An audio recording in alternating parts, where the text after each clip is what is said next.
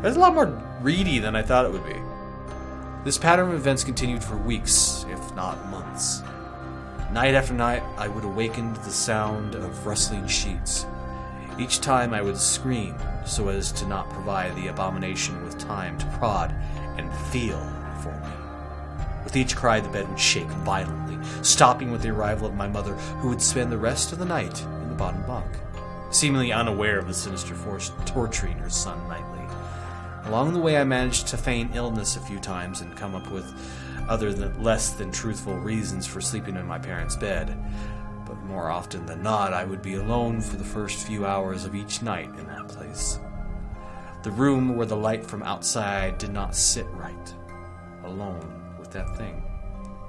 With time, you can become desensitized to almost anything, no matter how horrific.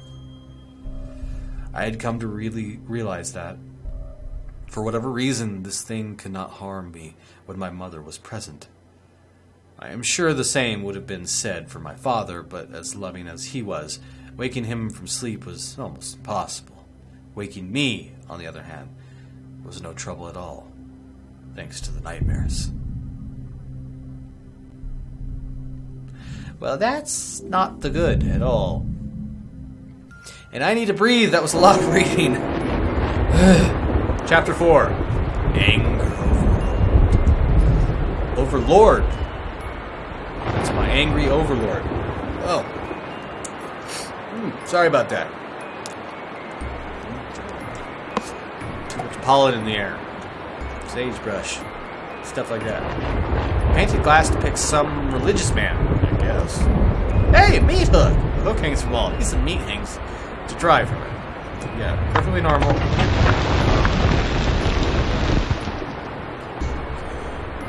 Earthquake? Sure, let's go with that. Okay. Ooh. What is that? Eagles? Birds? Painted glass depicts a scene from the Bible. Okay. That's a spider. You know what? Screw it. Hi, spider. Okay, bye, spider. Excuse me? Various jars with disgusting stuff inside. I'd assume they all say that and walk the hell out of here. Okay, I'm sorry. Another one. Yes, it's an aftershock. What's that? Oh. It looks like there's a door there. What the hell? It's a big pool, but I'd rather not use it. I wonder why. Maybe because this. Oh, you're not even gonna. There's a big face floating in the pool. Perfectly normal.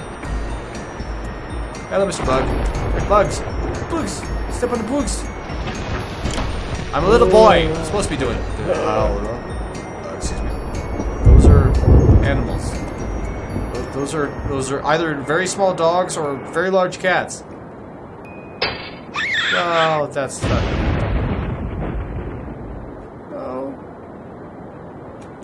No. No. I can't do anything.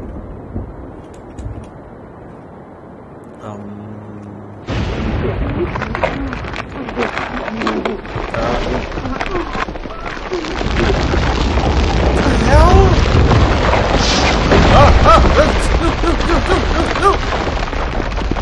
Oh, that's not good. Did I just get crushed?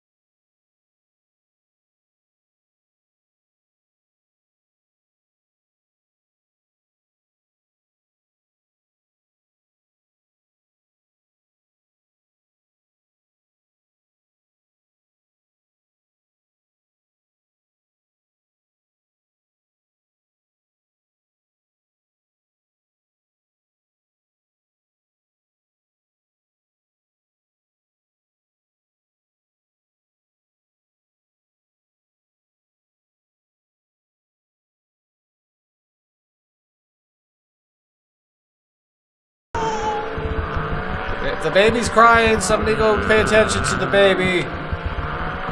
Okay, the baby stopped. It's fine. Okay, I'm just gonna keep walking, I guess. Sit here and... Shut up! You're creepy, baby. You're a creepy baby. Are you lulling me into a false sense of... Oh my god, what the hell? The hell is that shit? Oh god. Creepy doll, save me! Sorry, I told you to shut up. Go away, babies. It's an army of babies. What's that? That is loud in my ears. Did my dad actually get up? Hi, Dad. No, wait. Where was that mom? I couldn't tell. It's very snowy. My greatest fears were realized in the winter. The days grew short, and the longer nights merely provided this wretch with more opportunities. It was a difficult time for my family. My grandmother, a wonderfully kind and gentle woman, had deteriorated greatly since the death of my grandfather. My mother was trying her best to keep her in the community as long as possible. However, dementia is a cruel and degenerative illness, robbing a person of their memories one day at a time. Soon she recognized none of us, and it became clear that she would need to be moved from her house to a nursing home. Before she could be moved, my grandmother had a particularly difficult few nights, and my mother decided that she would stay with her. As much as I loved my grandmother, and felt nothing but anguish at her illness, to this day I feel guilty that my first thoughts were not of her, but of what my nightly visitor may do should it become aware of my mother's absence. Her presence being the one thing which I was sure was protecting me from the full horror of this thing's reach. I rushed home from school that day and immediately wrenched the bed sheets and mattress from the lower bunk, removing all the slats and placing an old desk and chest of drawers, and some chairs which we kept in a cupboard where the bottom bunk used to be. I told my father I was making an office, which he found adorable, but I would be damned if I'd give that thing a place to sleep for one more night. As darkness approached, I laid there, knowing my mother was not in the house. I did not know what to do. My only impulse was to sneak into her jewelry box and take a small family crucifix which I had seen there before. While my family were not very religious at that age, I still believed in God and hoped that somehow this would protect me. Although fearful and anxious while gripping the crucifix under my pillow tightly in one hand. Sleep eventually came, and as I drifted off to dream, I hoped that I would awaken in the morning without incidents. Unfortunately, that night was the most terrifying of all. Yes, because it's been a cakewalk up until now. You babies. Urban Explorer. That sounds like fun. Yeah. As an urban explorer. Yes, please. I would like to do that thing. Woof. It says woof. Yes, it does. It says that thing that you said it says. Stacks of notebooks. Interesting. A poster for a play. A bunch of school books. It's school, get out of here. Now that's a nightmare. The feeling that something's invading your privacy, even without ill will, is still disturbing. He's getting in my locker! Somebody's excited. What the hell is that thing? Bye, Cthulhu! I can't. I'm gonna leave Cthulhu to... You are good. Yes, I am. Thank you. Even if you don't know why they are here, you hold the greatest amount of fear for them.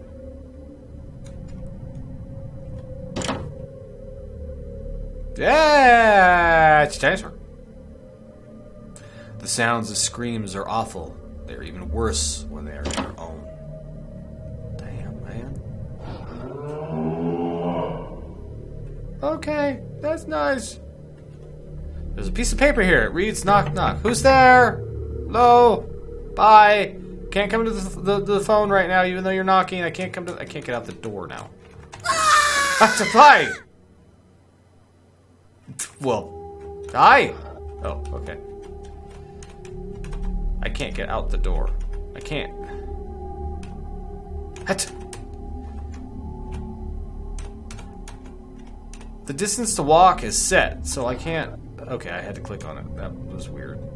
And by click, I mean hit the word enter. And by the word enter, I mean the button enter. It's a big filing cabinet. That's nice. That's nice. Writing desk. When is a raving not like a writing desk? It's always like a writing desk because of reasons. And was that a note on the table?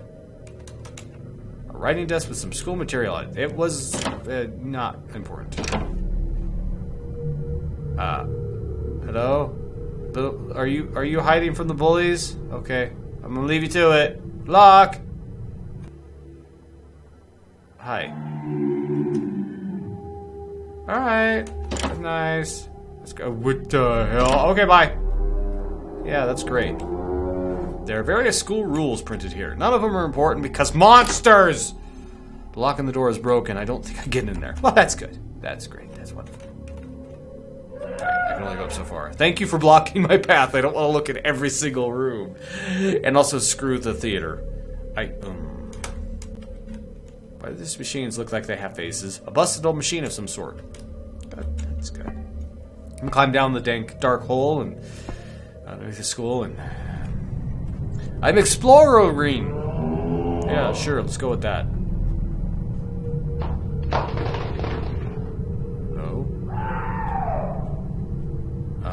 I have no idea where I'm going.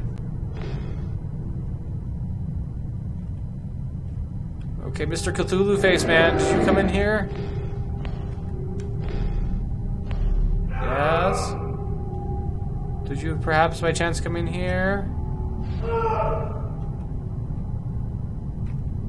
Was that a yes? Or are you just a random person screaming in pain because the Cthulhu Man is eating your face with his face? Yes? I mean, it wouldn't surprise me. I can't really help you, I'm just a little boy. But, yeah, can you please stop that? You're scaring me. Jesus. The audio in this game is excellent, by the way. But excellently horrible.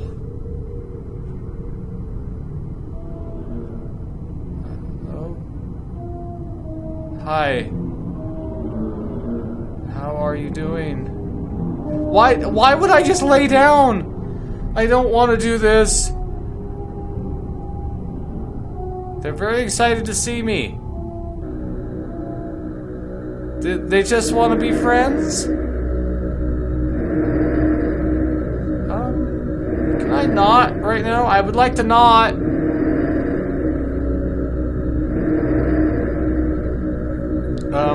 No need to get close. I know I'm popular, but... Okay, everything's fine. I just wanted to have a look. It's a human! Right? God! What the hell? Oh, that just gave me shivers.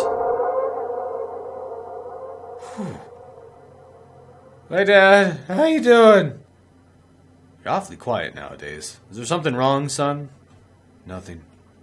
Are you sure? Is there something wrong with your new room? Are you lonely without your brother? No. All right, then. Thanks for caring, Dad.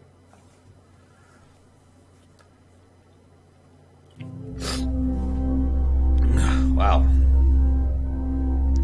I woke gradually. The room was once again dark.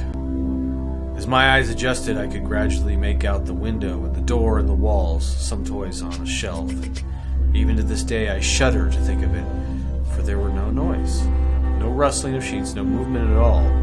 The room felt lifeless, lifeless yet not empty.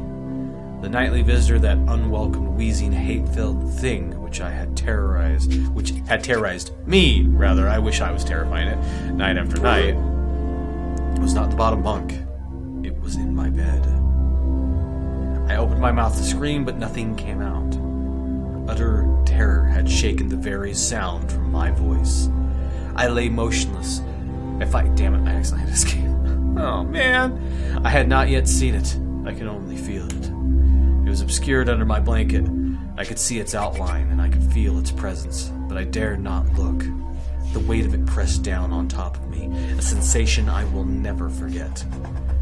When I say that hours passed, I did not exaggerate. Laying there motionless in the darkness, I was every bit a scared and frightened young boy. If it had been during the summer months, it would have been light by then. But the grasp of winter is long and unrelenting, and I knew it would be hours before sunrise. A sunrise which I yearned for. I was a timid child by nature, but I reached a breaking point. A moment where I could wait no more, where I could survive under this intimately deviant abomination no longer. Fear can sometimes wear you out, make you threadbare, a shell of nerves, leaving only the slightest trace of you behind. I had to get out of that bed. Then I remembered. The crucifix. My hand still lay underneath the pillow, but it was empty. I slowly moved my wrist around to find it, minimizing as best I could the sound and vibrations caused, but it could not be found. I had either knocked it off the top bunk or it had, I could not even bear to think of it, been taken from my hand. Without the crucifix, I lost any sense of hope. Even at such a young age, you can be acutely aware of what death is, and intensely frightened of it. I knew I was going to die in that bed if I lay there dormant, passive, doing nothing. I had to leave that room behind, but how? Should I leap from the bed and hope that I make it to the door? What if it is faster than me? Or should I slowly slip out of that top bunk, hoping to not disturb my uncanny bedfellow? Realizing that had not stirred when I moved, trying to find the crucifix, I began to have the strangest of thoughts. Well, don't keep me hanging there, little boy. What was your thought? Chapter 6, The Abyss. Okay. Did you just fall asleep? Is that what happened? Because that's kind of weird. Okay. Yeah, I'd like to save, because I's underwater now. Hello, fishy. How you doing? Fish, fish, fish. Where am I going? Get a fish! Ha-cha! Aw. Going down, down, down, down, down into the abyss. This is a pretty well animated fish for a 2D game. Or an RPG maker. Game, rather. Hello? Hello? Boop boop? Did I boop it? Or is that random? That's probably random. I'll just go down the middle of the grinding machine thing. That seems safe. Oh, man. Drain water and remove the drive. Sure, why the hell not? I don't know what a driving gear is, but I guess it drives the machine.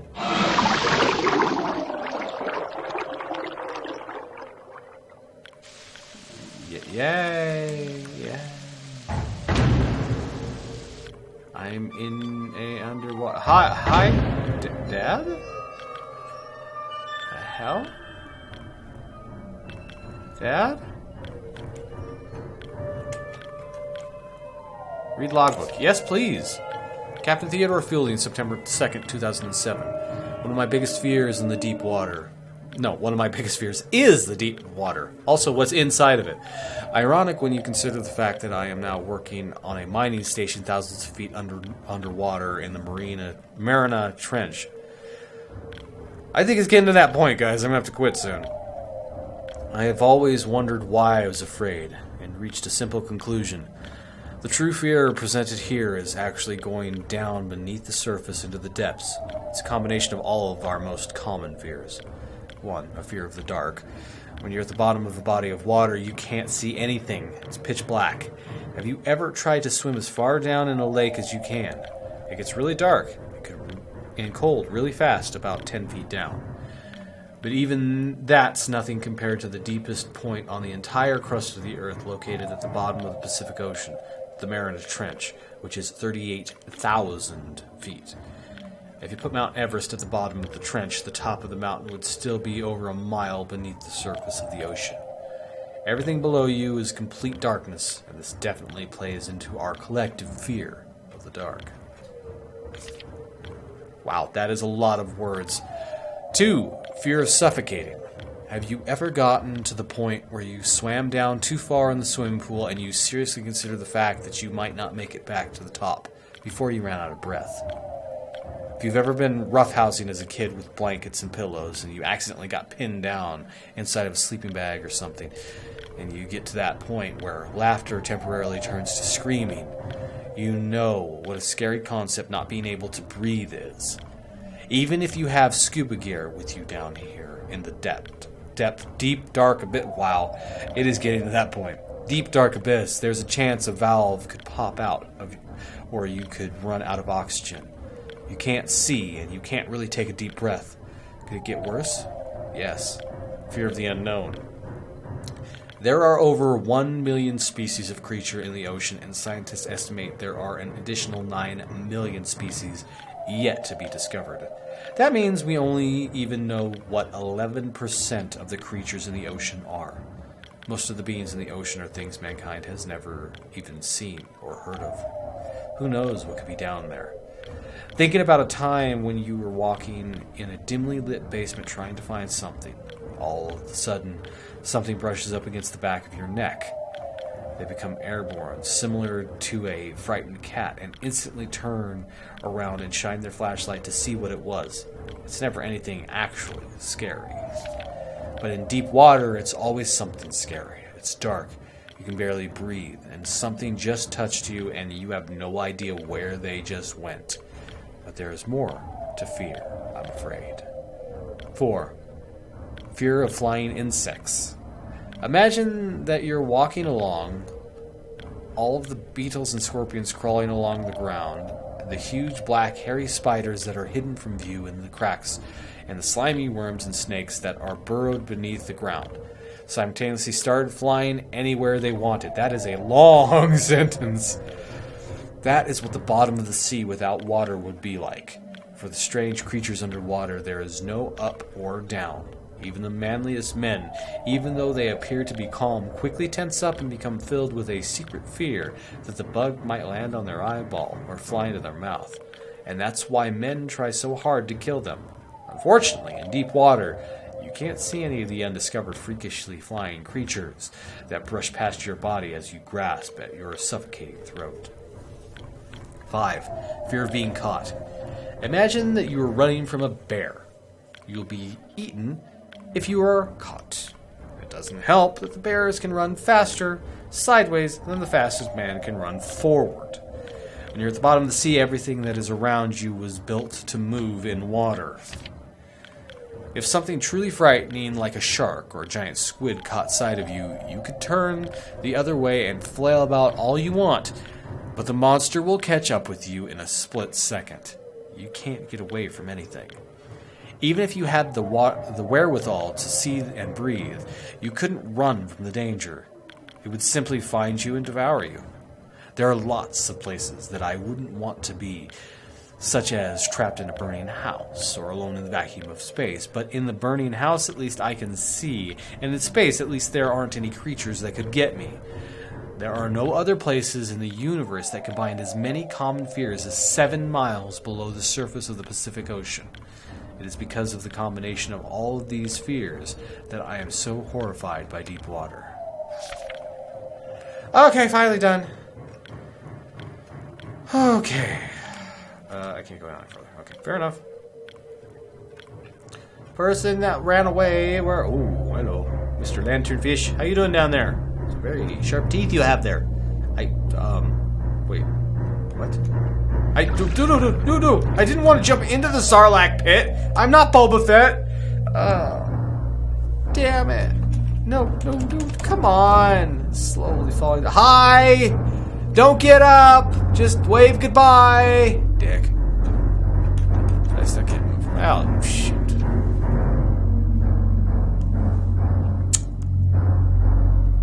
Hi. How you doing? I resigned myself to my fate. I just... Shit. We done? Oh, good, back in bed, and it's probably soaking wet by now. What if it was asleep? It hadn't so much as breathed since I had woken up. Perhaps it was resting, believing that it had finally got me, that I was finally in its grasp. Or perhaps it was toying with me after all. It had been doing just that for countless nights. And now, with me under it, pinning against my mattress, with no mother to protect me, maybe it was holding off, savoring its victory until the last possible moment, like a wild animal savoring its prey. I tried to breathe as shallowly as possible and mustering every ounce of courage I could. Sorry. I reached over slowly with my right hand and began to peel the blanket off of me. What I found under those covers almost stopped my heart. I did not see it, but as my hand moved the blanket, I brushed against something smooth and cold, something which felt unmistakably like a gaunt hand. I held my breath in terror as I was sure it must now have known that I was awake. Nothing. It did not stir. It felt dead. After a few moments, I placed my hand carefully further down the blanket and felt a thin, poorly formed forearm. My confidence and had almost twisted sense of curiosity grew as I moved down further to a disproportionately large bicep muscle. The arm was outstretched, lying across my chest, with the hand resting on my left shoulder as if it had grabbed me in my sleep. I realized that I would have to move this cadaverous appendage if I even so much as hoped to escape its grasp. For some reason, the feeling of torn, ragged clothing on the soldier of this nighttime invader stopped me in my tracks. Fear once again swelled in my stomach and in my chest as I recoiled my hand in disgust at the touch of a straggled, oily hair. I could not bring myself to touch its face, although I wondered to this very day what it would have felt like. Dear God, it moved. Well, that's not good. Why'd you go feeling it? Chapter 7. Hostia?